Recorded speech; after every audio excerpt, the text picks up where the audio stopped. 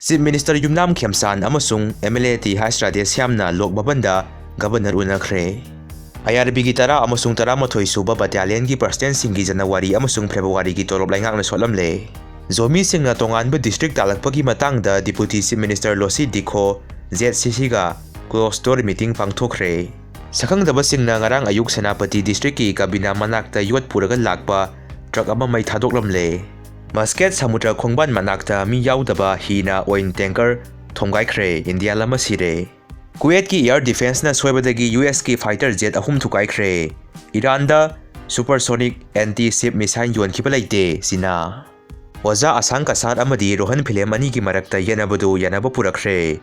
Mabani gi marakta communication gap misunderstanding leina kibadagi miyamda confusion leibani haina phongdokna rakre Miyamna Sen Khainaraga Saba club ki Sanglen Mla na Sanggakhre MLA bungjagin bante laikhitabagi tha ama sumna awaba phongdokani zomi coordinating committee kotuna ngasi kangpokpi district ta total sadang tawgani laukthokre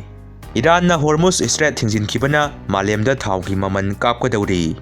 Kuwait United States ki lalmi ahum Israel da miyoi mapan sikre Iran da mahiroi samaga marphu humdo yauna miyoi samga ga yankhai sikre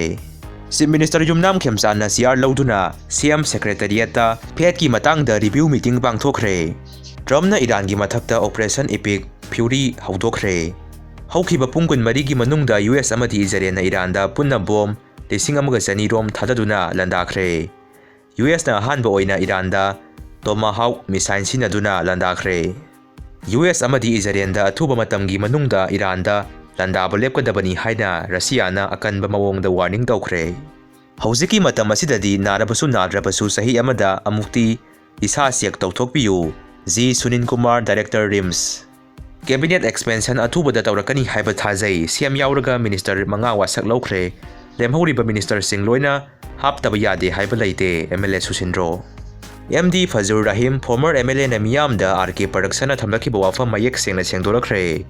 Drug ki maramda mamangda senaki balaite karigumba senarami haibagi saki sabon puthokpa ngamlabadi ai amuk hanna bot lepsaroi lona pirakpa dandi kudimak ai isana yazagani haina MD Fazur Rahim Treasures MPCC nongma panba khudingi laibung sing thong hangduna ira thongni galoinana Leiba ki khananaba hawraklibasi afaba khudamni SYBO yausang numit mangani khaktamak thaban sinbiyu amsu India ki cancer khwaidagi wangba state Mizoram na oire Deepak Elias ibungoga makhata na wari sanararoi KCP apunba Hauzik Israel da sangkhiba hanadagi Leiba Kuki masa sing misain kaplakpada pandanaba haina section thorang lauduna laikhre North Korea na Iran da support tawgani haikraba matung North Korea gi fighter jet sing air strike tawnaba siam saba oina exercise tawba hokre